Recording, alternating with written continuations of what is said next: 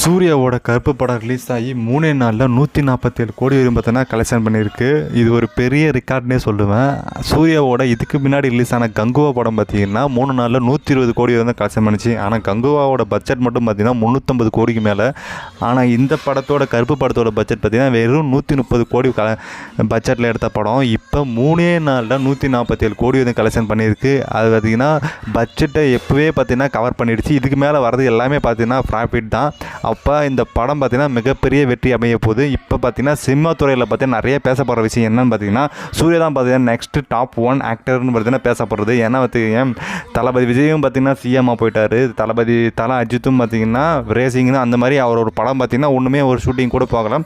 அந்த இதில் இருக்கும்போது பார்த்திங்கன்னா தமிழில் இப்போ டாப் 1 கேட்டகரியில் பார்த்திங்கன்னா இப்போ சூர்யாவாக இருக்கிறாங்கன்னு சொல்லிடுறாங்க. நிறைய பேர் பார்த்திங்கன்னா சிவகார்த்திகேயன் அதெல்லாம் பார்த்திங்கன்னா அவர் அந்தளவுக்கு பெருசாக ஹிட் கொடுக்கல.